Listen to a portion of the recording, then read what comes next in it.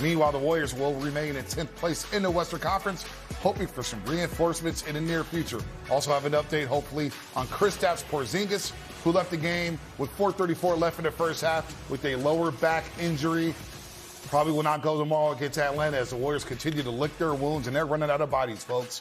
Toyota Warriors Postgame Live, you are watching right now with the Hall of Famer Chris Mullin, NBA champion Festus Ezeli. I am Bonta Hill. They are not watching, Bonta. I don't know what you thought was happening, but they're not watching. That was awful. Awful. Talk about March Madness. This is March Sadness. Hopefully somebody is out there watching as we try to discuss what happened tonight. It was awful, Fezzi. I mean, okay, I'll leave this game more impressed with Detroit than anything else. Detroit, this is the number one team in the East. They just lost their superstar in Cade Cunningham. And what they did in this game, with only making 5 threes, they just frustrated the Warriors the whole game. I mean, you could talk about, trying to run an offense. If this is the scouting report, they was like, nah, this is straight effort and hustle and awareness. I got to give Ausar Thompson a lot of credit. He got 7 steals. I feel like the Warriors couldn't even pass the ball tonight. You got to give Dennis Jenkins a lot of credit for them on the offensive end. He was getting by guys. He was getting guys involved in the game. He had 8 assists. Like, he was just creating offense in the offense where they felt like they didn't have anything to go off of. He came in there, was creating things offensively for them. Defensively, they were everywhere. They really just took the Warriors out the game. The Warriors did not have one quarter without less than 6 turnovers. 26 turnovers tonight. That's a lot. It's 22, 8, and 7. Cade who? Nah, we know Cade Cunningham's an MVP candidate, but think about that. He fills in for Cade, 22, 8, and 7. It felt like they had 100 deflections tonight within the half court and really flustered the Warriors after the Dubs took a 9-point lead in the second quarter. Well, all the pregame notes we looked at, all the pregame stats we looked at for the Detroit Pistons played out. They have a legitimate physical defensive identity. They stick to it, even when their superstar is not in the lineup. They shoot over 50% from the field. They don't shoot a lot of threes. They don't make a lot of threes. But they impose their will at every single position. Every single guy that checks in the game plays hard, both offensively and defensively. They get 50-50 balls, deflections. They guard each of their men straight up, man-to-man, not a whole lot of point switching. That wears on you. And the Warriors, they got off to a good start, 26-21 in the first quarter. From that point on, the second quarter, they started turning the ball over. And those turnovers mounted up for the rest of the game. Quarters 2, 3, and 4, 94-75 Pistons. And I just felt like they just physically outworked them, wore them down. Even when the Warriors did get good looks, looked like they were tired. They couldn't even get those shots to go down for them. So tonight was demoralizing. Yeah. You mentioned Porzingis going out. They came in shorthanded to begin with. Right. And this Detroit Pistons team, they showed why they're a legitimate contender because, they play to their identity. They're not like every NBA team in this league. They do not rely on a three-point shot. But they rely on their defense to create offense, and they wear you down physically. Yeah, they only make 11 threes per game this season, which is 28th in the NBA. They made only 5 today, but you know what the difference was? Points in the paint as well. They outscored the Warriors by 30 in the paint, something we'll touch on a little bit later. But let's talk about that second quarter, where it looked like the Warriors are starting to find some rhythm. Up 9 in that second quarter. And you see here up 7. Deflection. And then this is where the deflection started. This is where the steal started as the Pistons ended that first half, Fezzi, on a 23-7 run. Bonta, all night long. I mean, Detroit, a lot of their points came off of turnovers. They're trying to get points in the fast break. You see right there Paul Reed just muscling his way all the way to the rim. This is how Detroit plays. Their identity is physical. Their identity is defense. And I got to give Duncan Robinson a lot of credit, too, because he ended that second quarter with 10 points. He played with the gravity. Off of the three-point shot, you can see him come. The guys were coming off of screens. Dennis Jenkins again, coming off of screens, finding him wide open. Yep. And then after that, it was just Duncan Robinson. He's the guy to look for on the three-point line. He would go inside and make shots for other guys. I thought that just the defensive intensity for the Detroit Pistons really wore the Warriors out all night long. Yeah, and what the Pistons can do, the fact that they don't make a lot of threes, they defend the three. Yep. The Warriors had 8 threes at halftime. We said at halftime they had 8 threes and 13 turnovers. And I felt like if they make another 8 threes and keep those turnovers down, they'll have a chance to win the game. The Warriors made 4 threes in the second half and had 13 more turnovers. So the Pistons just keep coming and coming.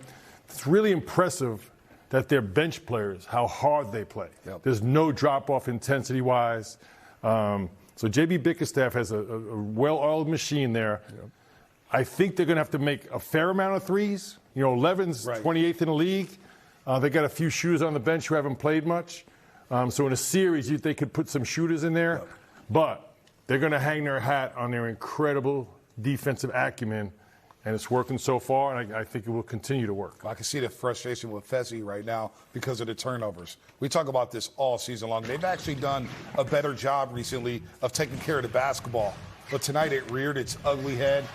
26-point turnovers, a season high, which we were shocked by. We were shocked by that because they've had some high turnover games.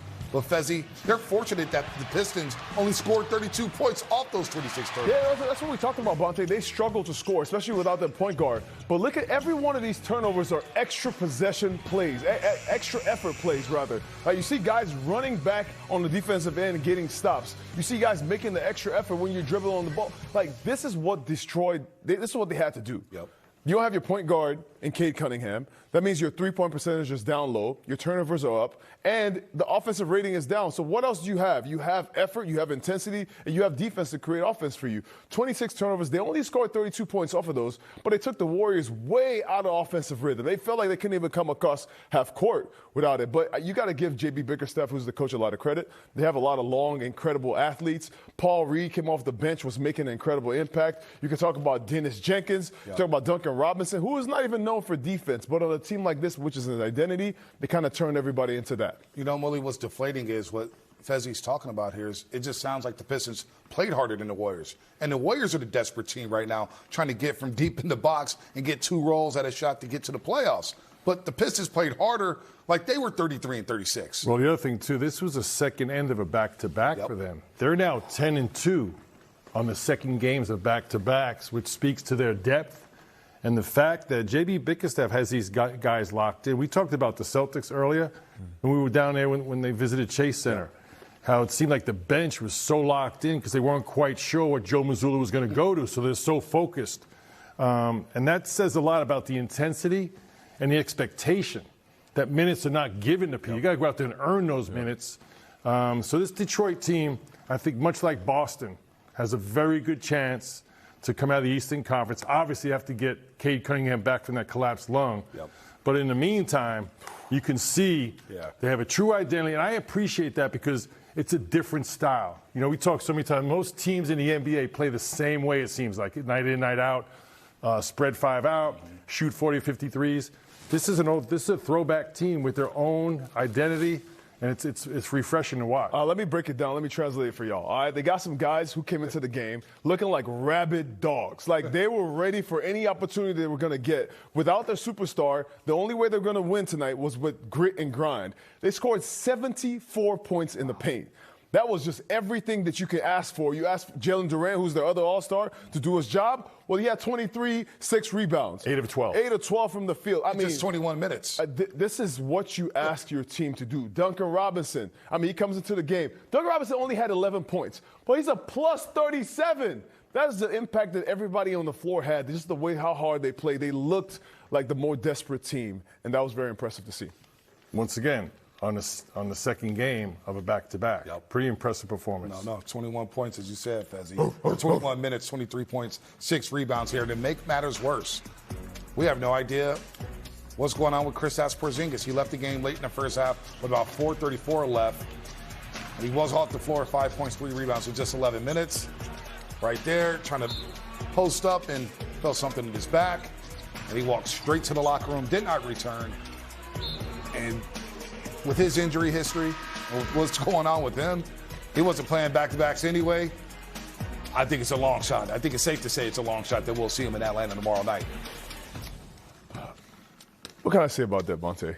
It feels like the Warriors are paying some kind of karmic debt. Like it's everybody is out the. You got to think Steph, Jimmy, Al Horford, Moses Moody, Quentin Post, who was playing well, he was out the lineup.